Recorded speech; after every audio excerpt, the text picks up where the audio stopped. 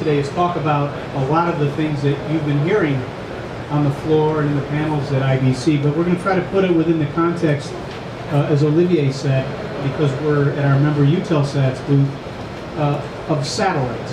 And we're actually going to try to identify for you the role that satellites are playing, perhaps are not playing, and perhaps can play in this new connected world. And it's a very, very diverse and fragmented world, as we know. So what we would like to do today is really to have a dialogue, and we've been very fortunate to bring together the various disciplines who make up this marketplace, this discussion. And I'm going to introduce them to you, beginning at my left, Zib Moore. Zib is the Chief Technology Officer of RRSat in Israel. They are one of the leading independent teleport operators in the world, in the broadcast area. And several years ago, we're actually named the world's best independent operating teleport. So I welcome Zib.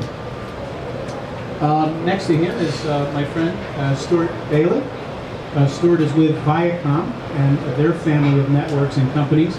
Obviously a very important player in media and broadcast and content. And he will talk from the perspective of what the broadcasters are doing to try to innovate around all of this furious evolution in technology. So Stuart, welcome back.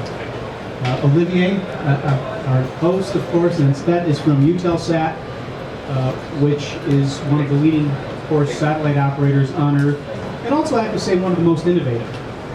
If you look at the announcements, and if you look at the direction that Eutelsat has been taking, they are really working within this chaos to innovate and actually to bring some order to the types of things that we're talking about today.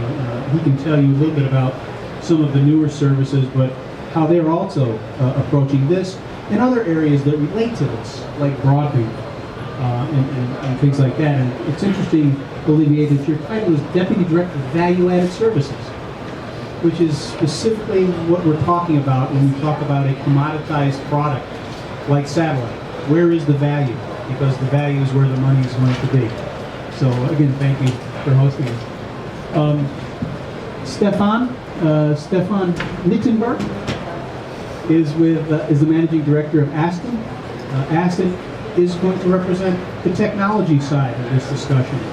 Anstett has a set-top box, among other products, that again is enabling some of the things that we'll be discussing with regard to multi-screen, to taking in content, to working the IP platform more efficiently so that things can get accomplished and the customer experience can get enhanced, and our satellite and teleport and broadcast members can obviously serve their customers more efficiently. So we've never worked together before, Stefan, but welcome and bonjour. On the end, these panels are not complete without two Italians. So I'm sort of the phony Italian, I'm the American. But you're Zacharilla, that counts, right? Yeah. Tonio Di Stefano is from RINE, from the TiVo organization. He holds two titles. Of course, he's also a Chief Technology Officer with that organization. He will tell you a little bit about TiVo and some of the things that they're doing in the DTH space, which of course is very, very relevant to this discussion. So I welcome you all here. I'm going to start our discussion today by perhaps setting this up in context and talking generally. I was trying to think about how to do this, and you know, when you start trying to come up with ideas for your conference, you never know where they're going to come from. I was actually lying in my bed looking at my hotel room door, and they had this sign on it, and it said, it's when you don't want anyone to intrude on your room. It says, "I want to keep dreaming." So that's a nice way of starting out what we're going to be talking about, because I think what's happening is that we are allowing our customers to really dream, and to tie to that, you know, I was listening to Francis Tellier's address on the first day, I think, which was on the first page of IBC Daily, and he was talking about what's going to happen next summer in Brazil at the World Cup. And if you think about that experience, especially, you know, from the perspective of the networks, it's quite remarkable. Cup viewers will be able to choose their own camera angles and match feeds, click on extra VOD footage, chapter key moments from the games, and communicate with people via social media. And this is all while you're sitting in your living room, or sitting in the park, or sitting in a cafe, or even in the toilet.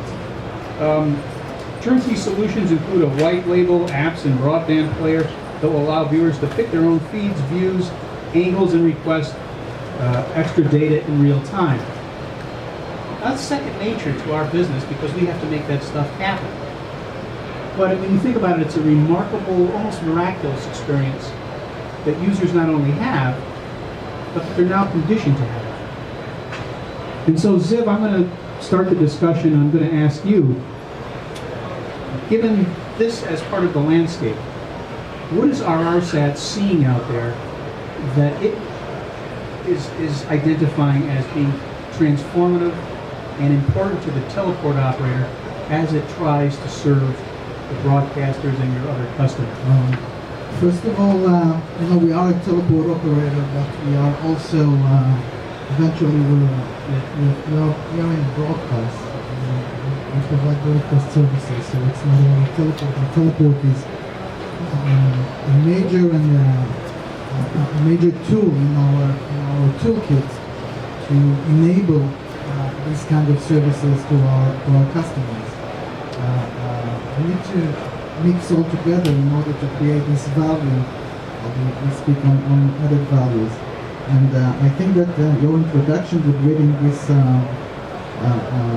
thing from the IBC, I think it says it all. I think that we're seeing a shift coming in TV, but it's still TV because we're at the IBC and we're talking about TV, so we talk about broadcast eventually, and I think that it is the experience that will change. And I think it is very hard, and he said it in really nice words, but it's very hard to imagine and dream, to be visionary enough. Maybe if we look at science fiction, we can know, because these guys in Hollywood, they probably know better than us how the future will look like. But I've been seeing some demos over here at the show, and every year I attend the IBC for the last 15 years, and every time I'm amazed by the way that the vendors and providers and broadcasters are able to take the imagination which they produce on their film and put it in the real world. And I've seen some demos that takes this description to the next level, and I really think that the experience will change. It will be all around us. There will be no bounds, no borders in terms of scale and connectivity. There will be no predefined screen size or aspect ratios or social interactions. It will still be TV, but in a whole wider universe. And I think that for a provider like RSL is a unique opportunity to really listen carefully to our customers and see what the pains that they feel during such transitions, and try to figure out how we mix our so many years of experience speaking their language in this new environment, a new wave that comes in, and mix it together. And I think that satellites are still a major player in this field. Yeah, I want to get at that. Thank you. That's good. How is it transforming your business as a teleport operator, as an uplinker, as a provider of services to the broadcaster? What is the one thing that you as the CTO have had to address specifically from the technology side to make all of this move forward? I think that the major things that we at RSF did during the past few years, and we're talking about WTA and multi-screen for the last few years, I think I've said it at the beginning, we've changed our definition from satellite service provider into a wider definition of broadcast service provider, because we then understood that the satellites are a major tool, but there are still one tool in the toolkit. So we had to expand our added values our know-how, our capabilities, our presence around the globe, engage with more technology and bring more knowledge in. OTT is a lot about IT. Broadcast and satellites are other domains. So we have to bring more knowledge in. And we have to engage with new vendors and new technologies. We even generated a little bit of R&D inside our site in order to develop this integration between the IT world, the new world, and the legacy broadcast and satellite world. So I think it took the teleport, not only for our site, I think it took the teleport business to the next level, which is not only a teleport. It became a wider provider of services. It's a service house, end-to-end services house. Still, mainly use satellites, but is able to integrate between the different disciplines. That's fair enough. And I heard in there without you saying it value added. So again, we should all have Olivier's title probably at the end. From Viacom's perspective, as you look around the landscape, because you actually have to put this stuff in the viewer's hands. Yeah, and create it. And create it. What the hell? What is TV now? How do you guys even define TV, and where do we go? Well, you talk about the change. The change is happening for us.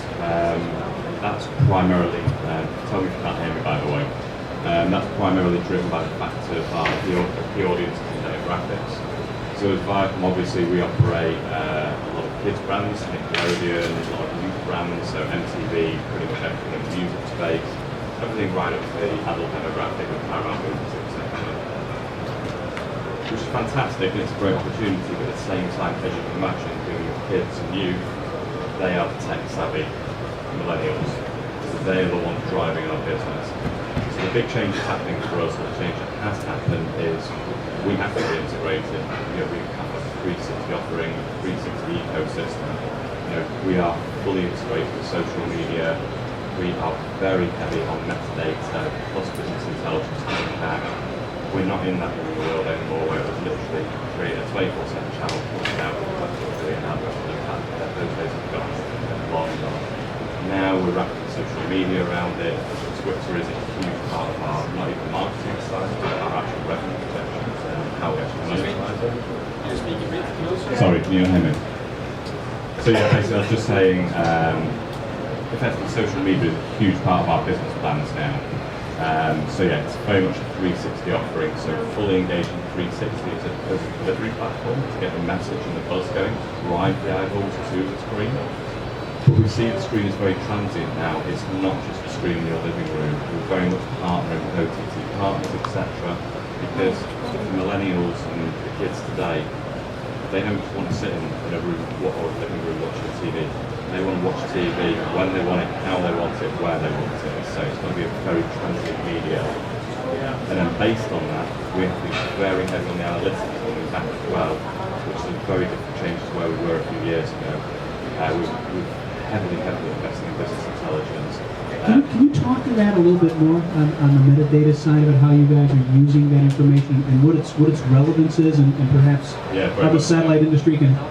Yeah, I mean, for us, metadata is key and business intelligence is key in and out. So for in, it's massively relevant from a point of view that, again, the days have gone of just simple carriage deals. It's very complicated TV anywhere deals now. So your rights in, rights out management has to be very important around your content. Stuart, could you talk a bit more to the microphone, because somebody's I'm coming really for the volume. The volume isn't high enough, but I know that I'm just going to start shouting. If you're having trouble hearing, just raise your You're hand. being a rock star. I thought it was a rock star. Well, You are to us. Alpha moment.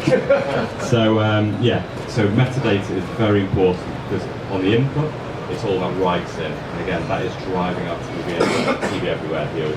We don't really have straight carriage deals anymore, and that's because I guess your DTH platforms are trying to combat IPTV, etc. So they're buying exclusivity on their own platforms and bundling it. It's very important on the input. It also drives a lot of our automation systems as well. Again, we're not just 24/7 channels anymore, we're driving a lot of VOD traffic, we're driving a lot of syndication traffic to feed these TV Anywhere deals, and we don't have the operational manpower to create multiple flavors of content, splicing and dicing it. all that has to be driven, automated by the metadata. So that's the input. The output, as we call it, is a very complicated piece. That's where we're getting all the business analytics back. The reason we need that now is we're in such a complicated space now. Rights is such an important issue. We need to understand what content works in what regions. So we scrutinise ratings, we scrutinise usage, we scrutinise everything from the back of the consumer, and that drives our business moving forward. So that's a big change as well. It sounds almost like a retail organization, like Very much American so. Express or Very Walmart in the United States is Well, we actually managing have, logistics and we have a very large consumer products business. SpongeBob sells huge amounts of units, and there is a growing similarity between the CP part of the company and the media part of the company. It's not shifting units, it's understanding the customer, understanding what sells where, and then driving those eyeballs once you understand those analytics.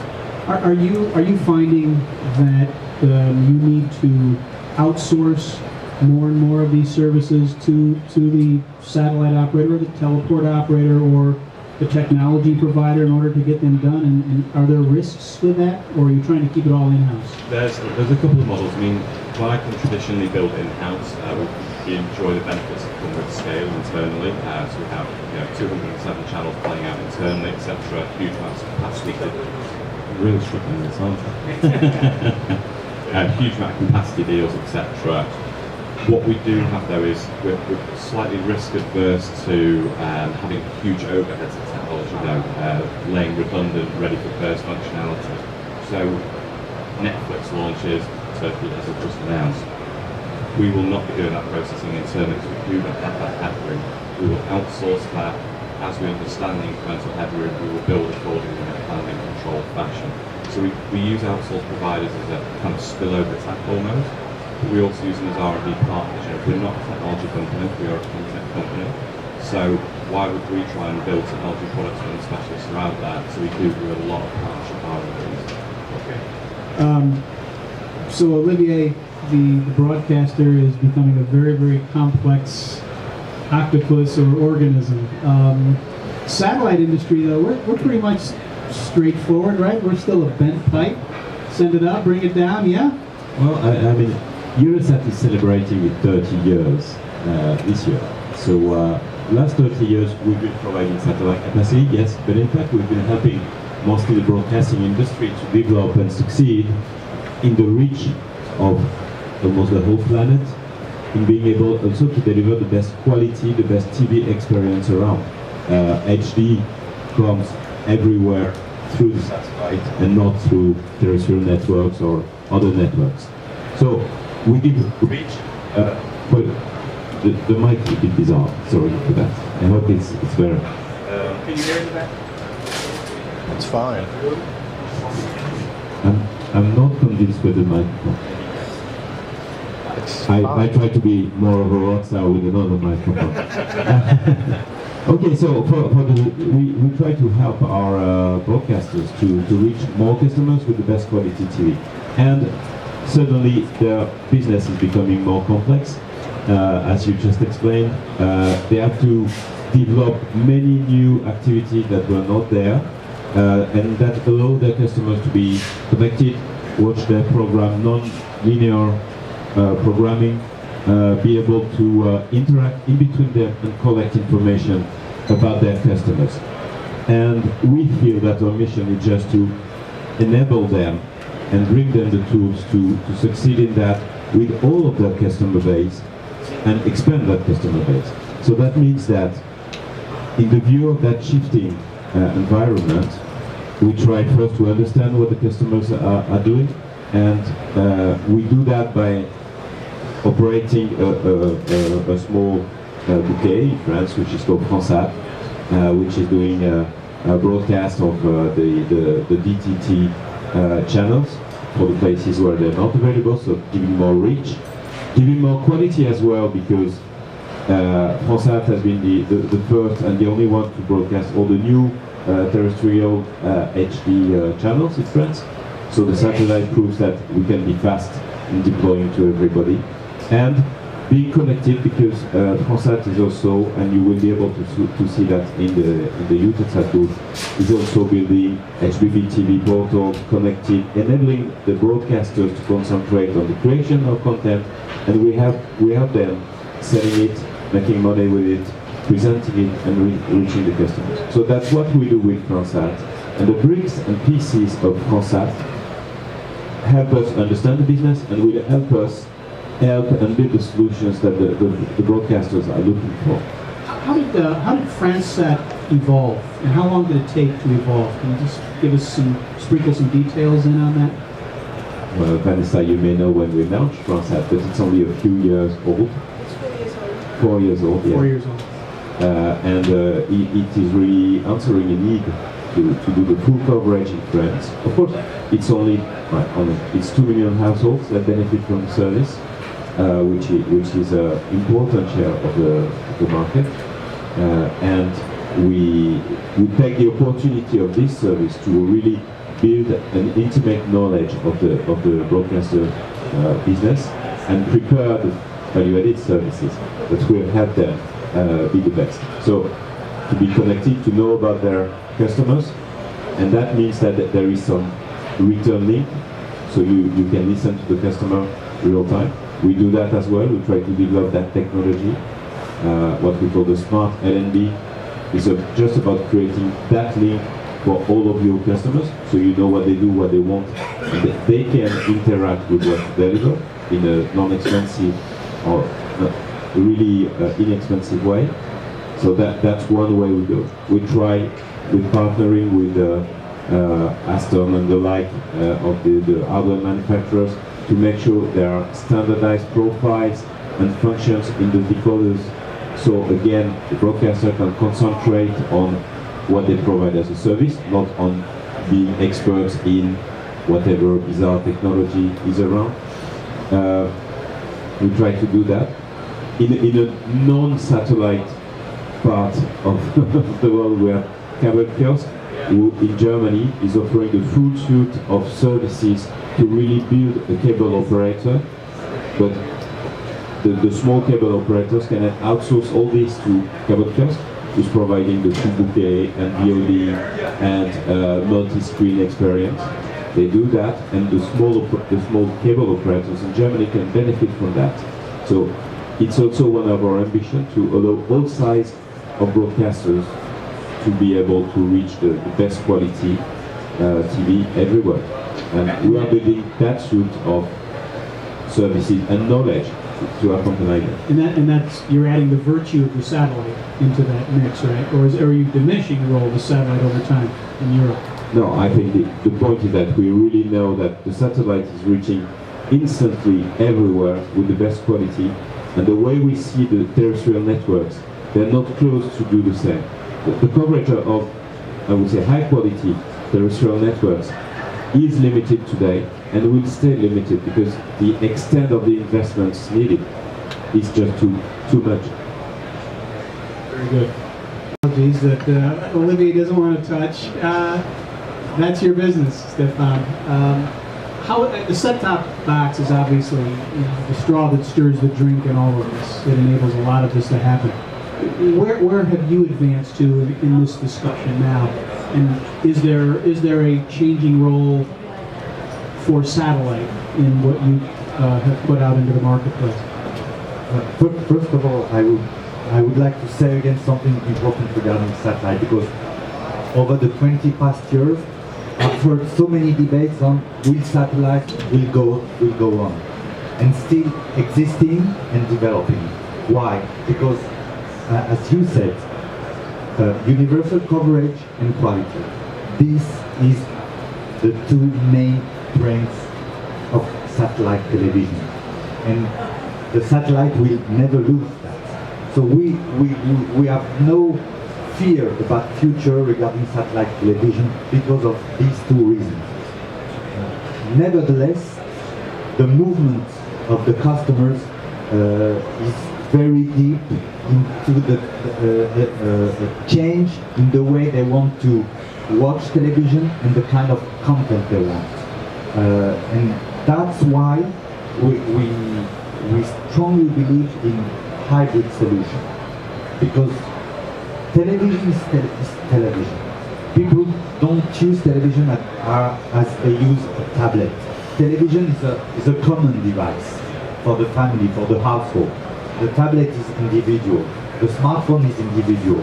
And the players on the tablet market, on the smartphone market, will not be able to do the same things on the TV market because the TV device is completely different. So we believe in hybrid. We believe in the role the operators have to play in the content. And we want to push these hybrid technologies in order to bring new business model to that industry. Because what we can see in West, if we talk about Western countries, what we can see is that now the market for broadcast television is more or less a mature market. But there are so many other contents to bring to the customer. And hybrid television, hybrid platforms can bring that content. And that's why the Frontsat experience is very interesting. What they are showcasing on the Eutelsat booth is very interesting because it's concrete, it's very simple, and it shows how, in addition to satellite, you can bring new content to the customer. Easy to use. And I have to say one thing, because in the field of manufacturers, there is a big fight. We can see a big fight between manufacturers and operators on the content. Who will bring the content?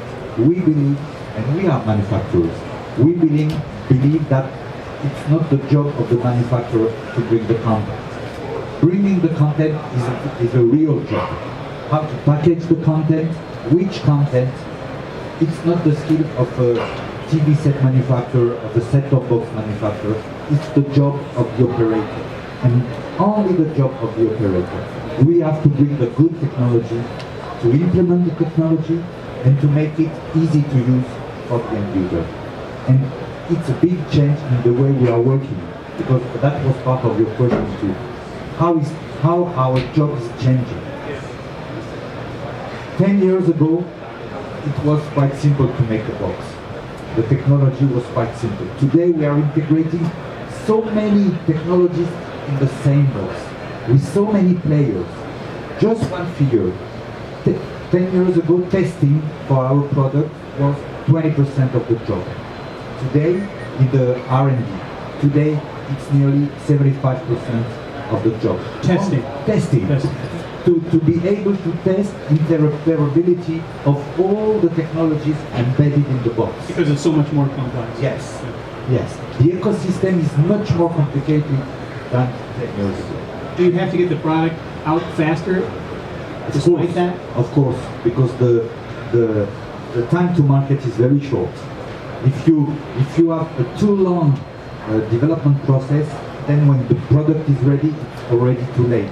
So the product is more complicated, but you have to be faster than before. Do you have more ulcers than you did 5 years ago? We must have. That's it. Just a final question before I go to Tony. You also talked about some new business models. Is that new business models for your technology, or new business models for the industry that we need to be aware of? I was talking about new business models for the operators. Let's go back to Frontsat. Frontsat is free television, but they are bringing this HBB TV portal with value-added content and with content which is some part is free and some part is not free.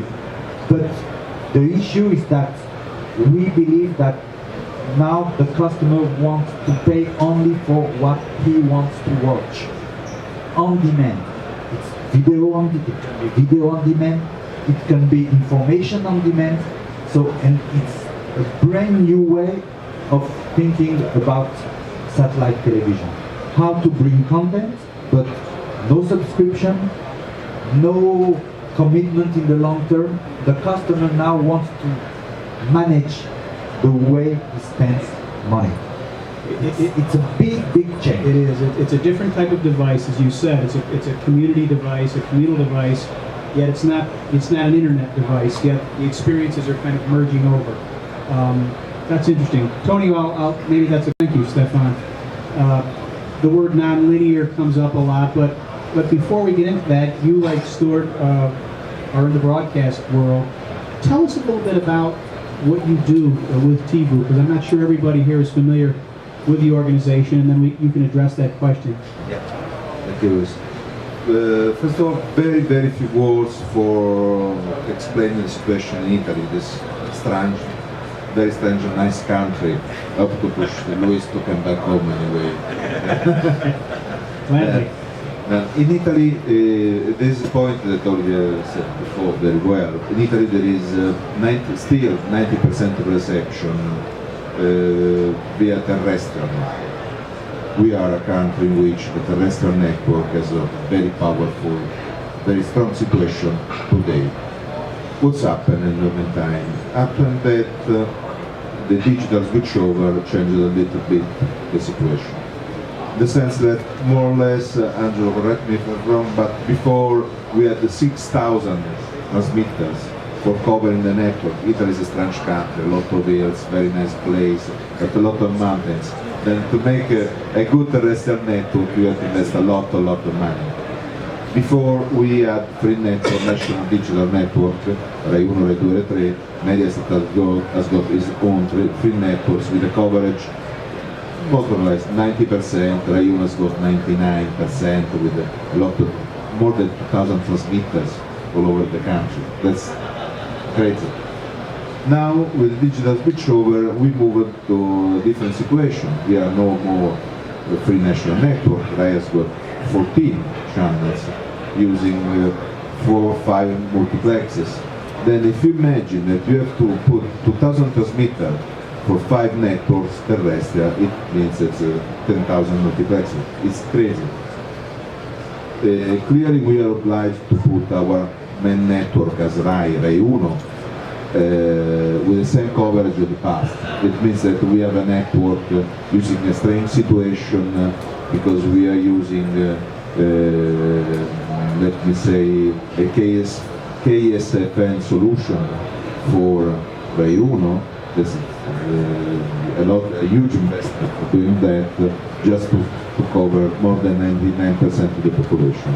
But, for instance, we have our very well appreciated channel like Rai Movie, this is a movie channel, Rai 4, this is a channel of series, for instance, that are on other multiplexes, not covering all the people. It means that the coverage of this network will be 90, 80%. By definition, 10%, 20% of the population without all the global digital offer.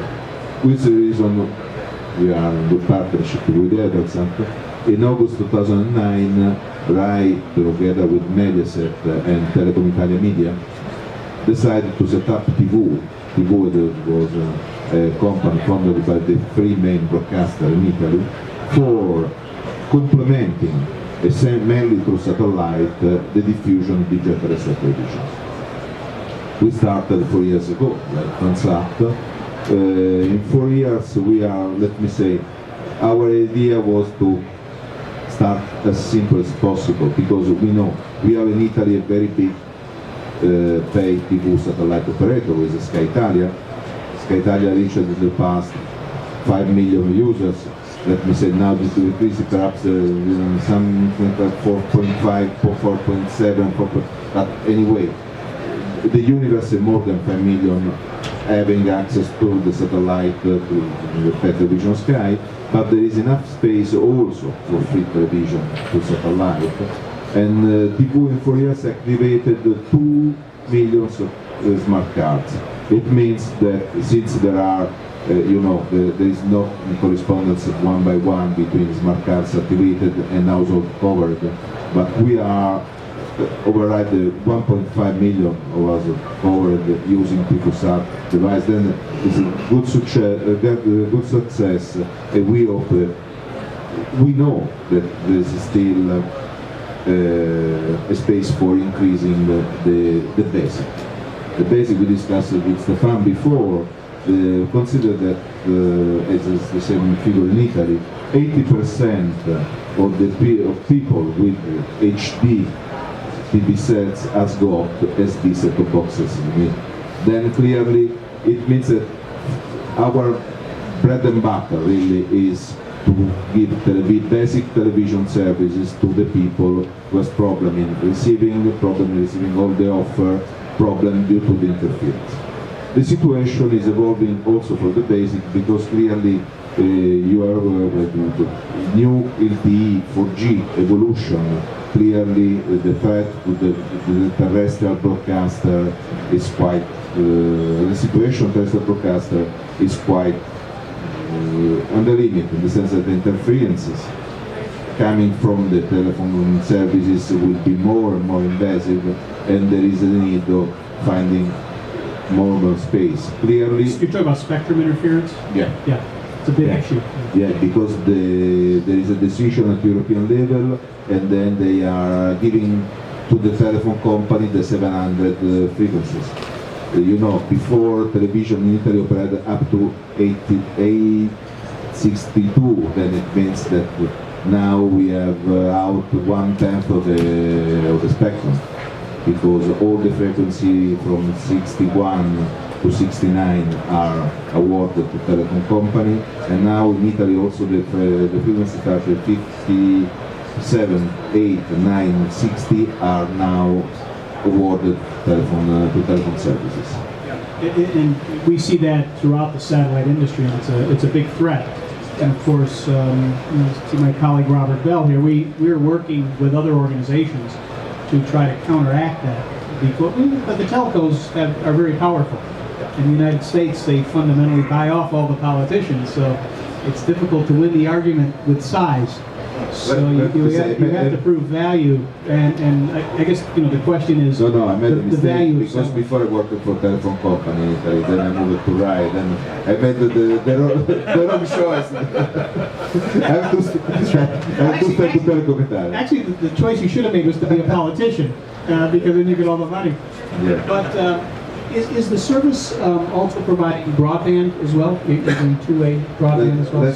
Let's come now to the dreams, in the sense that clearly the idea is that apart from the basics, we decide that we want to give some dreams of really to push up a little bit the service. Why? We have to convince the user to buy. We have a complete retail model. We don't have, we are not providing set-top boxes. We are just providing a service. The users in Italy can find the set-top box in the retail shops using online, but we are no relation with no commercial relation with the users. They will buy the set-top box with the smart card inside, they will activate the smart card, and they will have the service. It's a very simple model, no relation, no detection, there is no pay light due to the legal and the distribution. But we decided that it's important to have also some evolving service.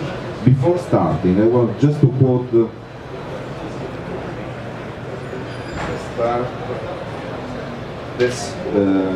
the memory is important. This is a Nomura report, the financial report of December 2012. Let's quote.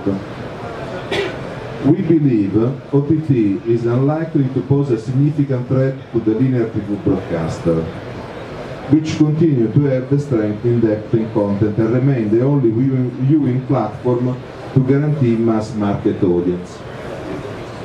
It's December last year. Who will sign this today? Any hands? No. That's all. No? We decided also, really, we don't trust this Lotten's report. We started a couple of years ago with OTT services. Let's speak about just a little bit about the RAI, but we will speak about the part, only the satellite part due to our host. We are using in our boxes a middleware with in Italy is known as MHP, but worldwide is GEM. That is the same middleware. Angelo is the chairman in the B2B of this activity. GEM is the middleware that you will run on PlayStation with advanced PlayStation. Clearly, it's different from HBBTV. We have fragmented situation in Europe because in UK they are using MA4 or 5. In France and Germany, essentially is HBBTV, and Italy is MHP. And this could generate some problems, but we recognize that it's important to have a middleware anyway. Then we will try to talk together to find a common solution, but the middleware is quite essential. Using this middleware, using the MHP, Mediaset provides some connected services. And recently we opened these services also to the satellite world, using Eutelsat platform. We have a very nice because it's mine, but a nice channel listing with all the logos. Just pushing the red button, you will have the list of the channels of the RAI, you will receive the television, and this called telecommand, it's a remote control, and this is also a launcher. In the sense that if this service will recognize that your box or your television is connected through internet, you will be open to the internet world of RAI, pushing another button, you will have access to the service of RAI, essentially it's cash up services. You have 7 days cash up for 5 RAI channels. We will have an application for sport. We prepared this application for the 2014. Clearly, we are ready to do that, and some other applications. Clearly, it's not a portal like the Fransat portal, but like Pibou, we make some efforts, specifically. We have an APG that have more or less the same functionalities. Through the APG you can recognize that we are connected to go directly to connect the services. We tried, we closed recently, and still we tried for 2 years to set up a connected service called TIB1, that we have the specification, the TIB1 profile, valid in Italy, all the broadcaster manufacturer is complying with this specification. As Pibou, we tried to make also the service, but we failed in discussing with our shareholders because they want to do the service, and then probably we will make some portal like a big Fransat to get the access to the service of the shareholders. So you're again expanding your markets as you are as well, which of course gets much more complicated. Thank you, Tonio. It sounds very interesting what's happening in Italy. We're at about the 45-minute mark here, so if anybody has a question or even a thought or comment on what they've heard so far, now would be a good time. Does anyone? Yes, can you identify yourself? Rob Davis from Office in Australia. I just had a question about HBBTV. Do you guys all see that becoming a global standard anytime soon, or you still see it being very broken up as it is now? Was that directed at anyone in particular? No, or? Okay. Zim, you want to take that? Go ahead. We are definitely active in the HBBTV forum, trying to make it a comprehensive suite of standards and features that you could find to enable connected TV. So we do believe that this is one of the most advanced and that it deserves being globalized. However, various initiatives exist, and Antonio was explaining the Italian approach. We are looking for the same set of features and functionalities, and these features to be available across the largest number of devices as possible. So HBBTV or HBBTV after being closer to other initiatives would certainly need to be more global. Please, Stefan. If I can give you our experience, because we are of course now focusing on the French market, but also working on some export markets. To begin, HBBTV was German and French, but today we can follow very important talks regarding HBBTV in countries like Russia. In the Middle East, you have already some experimentations in Scandinavian countries, and I've even heard about talks on HBBTV in Italy. So in Spain there are some discussions. So we really believe that HBBTV could become the standard. It's a very easy technology, and now it's also becoming a cost-effective technology, which is also important because at the end of the day, the end user has to buy the box, and depending on the technology, the price of the box can change. And the most spread is the technology, the cheaper is the box on the market. So we do believe that the pace is growing towards HBBTV. But so far nothing is 100% fixed. But we do believe that. Stuart, you're nodding your head. Do you want to chime in here? Yeah, we've got a lot of confidence in any way of connecting the TV, in a HDD manner or otherwise. We've actually invested quite a large amount of money in that. We've developed a fantastic product in France called MyNick Junior. I'm sorry, what is it? It's called MyNick Junior. MyNick Junior? Yes, Nick Junior is one of our brands, and the idea is Nickelodeon after Nickelodeon? exactly, and it's basically a value add, and it was a way that we worked with Anstett to bring them some extra value adds to help compete against IPTV specifically. And effectively, it's a great product, and it's only available through connected devices, so you know it attributes to what we're talking about. And the idea is it's effectively, it's a horrible word, it's an edutainment channel, it's a terrible word. The idea is effectively parents can select what they want to teach their children. And they kind of use that metadata thing. So what you would do is you'll say, today I want to learn, my child wants to learn about ecology or about French, and it will pull on our, effectively, all our content lists, even metadata, and it will create a playlist that can also be governed by the parent as well, to say time limits, restrictions, etc. And again, it shows where these connected devices, HDD, etc., is prevalent to have these new products that do offer values even to these H operators. Where does the content come from if I want to educate my child on the ecology of the oceans?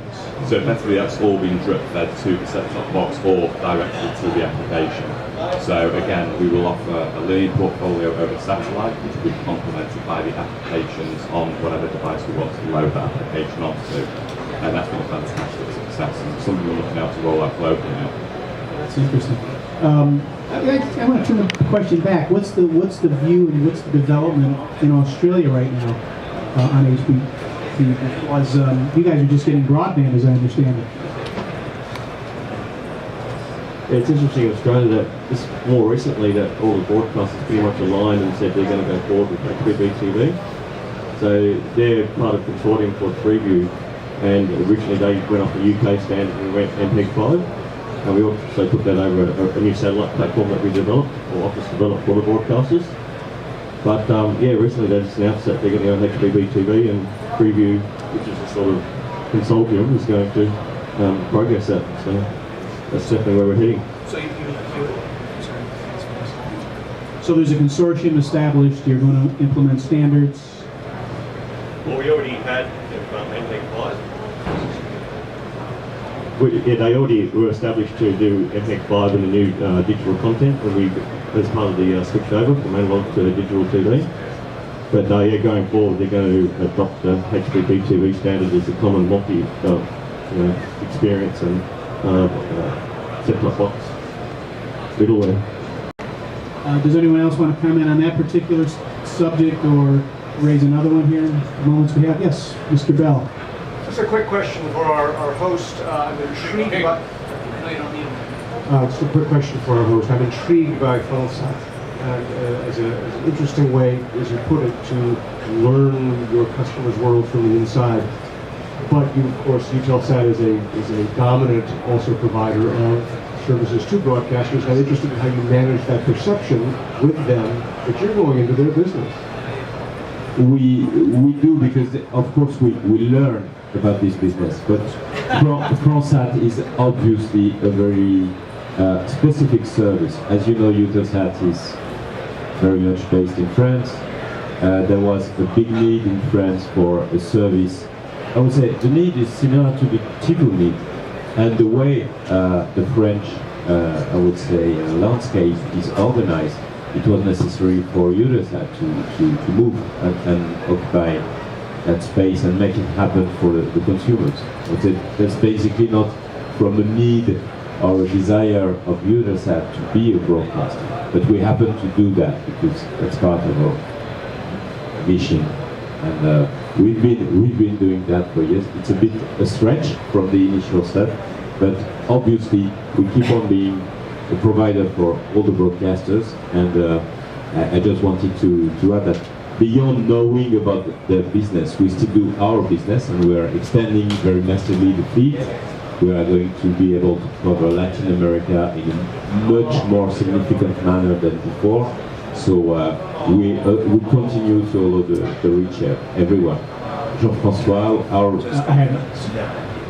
Just to confirm what Olivier says, I'm Jean-François Le Prince-Ringuet, the Chief Commercial Officer, to make sure that, let's say, we all understand our strategy, which is first not to compete with our clients in any manner. Probably everyone knows the landscape in France, so by far we are not a dominant player there. So that's why maybe we have also other options to explore. And so I would say, so we are very committed to Fransat in France, but it is clear as well, most of our team is located in France, so when we talk about innovation, HBBTV and so forth, we could see Fransat for us as well, a real live laboratory, so that we better understand what it means to TV and many of our let's say many other clients that we have across the globe. But so I would say, so we should see what we do with Fransat as both innovation and exception in terms of to our strategy, which is by far not to compete. I mean, which is very clear, not to compete with our clients. That's a great answer, and it's brilliant, and it's true. I mean, the innovation is there, and it is a beta test of sorts, and we honor it in the industry, of course. Ziv, you're watching this very, very closely, and of course, the teleports and the satellite operators have gone back and forth because then the operators need to continue to add value, and the teleport operators have their business. How do you respond to this? Is there a threat somewhere? Well, I've used the name frenemy. Frenemy in a certain manner, yeah. Because being hosted by Eutelsat over here, we're a great partner of us, and we actually do together. Our success is bonded. But yes, we do see not only Eutelsat, but we see other satellite operator try to achieve one step below in the chain of value in order to create better value-added services on their part, and it's understandable in certain markets.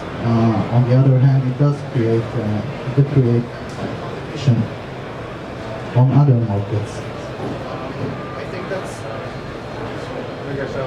Yeah, that's right.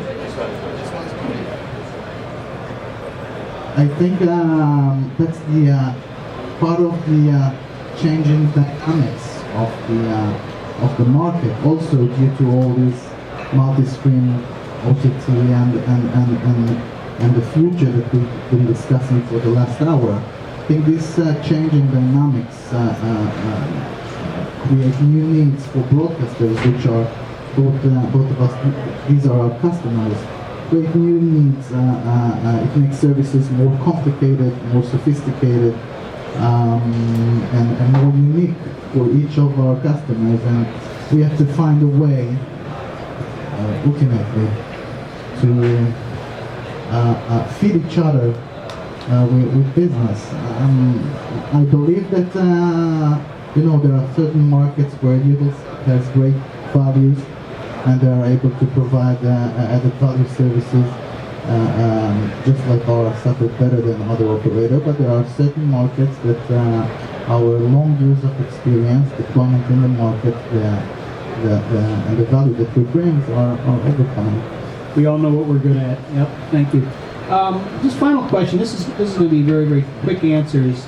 The connection between social media, monetization, and satellites. I know that's a really broad sort of area, but Stuart brought it up. The idea that you can curate social media and monetize it. Maybe we can elaborate on that. But I'm gonna give it to Olivier to talk about the relationship between those three things: the social media, the satellite, and the monetization of that social media. Is there something going on there we need to be thinking about? That's mixing a lot of things. I believe the key to that is that the viewer needs to be connected first, because if you want to use or generate social media, you need a connection. Whether it is a fast or slower connection, it needs to be seen, but you need a connection. So that's why we do the smart LNB approach. Make sure that every TV viewer is connected. So smart LNB will be low cost, so not broadband internet access, it will be low cost access, enabling that interaction with the other viewers, and interaction with the service provider. So that's one of the elements. But clearly, people are in need of this, and to find this connection, opinion, and sharing when they watch TV. So yeah, we try to make it happen. I mean, again, for Eutelsat, what we want is that things happen. When we do value-added service, is to make sure that things happen, broadcasters are successful, partners are successful, because when we have services in regions where the SIP is not operating, we can offer the service and ability to develop his business. And our key business is selling capacity to our partners. So it's a way of nurturing our customer base, making sure things happen and the business develops. Social media, enabling social media is something we try to do. Monetization as well usually needs some kind of return connectivity. Even the trickle of data is enough, but you need to give your credit card number, please. Stuart, I have to give you the last word, and then because we're at 12 o'clock, and I think the room is necessary for a meeting. So. Go ahead. And Tony, if you want to say one thing after everything. I've actually got a very different opinion on that, actually. The return path is essential and crucial, but we have got proven case studies where we've done some fantastic projects with social media in the existing satellite space. We did a project called MTV Hottest in the UK, where Twitter now actually use it as a case study. We generated 166 million tweets in 10 days, which drove the on-air traffic around which artists were seen without a return path. We're now looking at how we roll that out globally, sponsorship opportunities around that. So we have actually been able to very successfully use social media without the return path and actually monetize that as well. Obviously the return path would take us to the next level now. In fact, we agree, because this is about existing return paths, which may be a GSM connection or whatever. They have that, but they need any kind of return path, and some of them are not connected. So we are again expanding existing. Doesn't necessarily have to be satellite, but we hope it is. Tonio, last word, and I'm going to give you the Italian test, 2 minutes or less, right? And I know I can never pass that test. 60 seconds. Yeah. 2 minutes. Is social media, monetization, and satellite, do they have a relationship together, and is it important to RAI as well? Yeah. Clearly, there are two levels. One is the level of the broadcasters, RAI and Mediaset, that are interacting strongly with social media, starting from telephone call up to the latest interaction. Clearly, now we are more and more services with connection, interactive advertising. Clearly, there is something moving on in the production. Like TV is quite different, because clearly we are not the owner of the program. We are just, let me say, using social media, for instance, in our APG. We are trying to pushing our clients to share on Facebook something on this product. For RAI side, the social media is quite important, because we are using more and more in the first, essentially the main programs, the interaction with the users.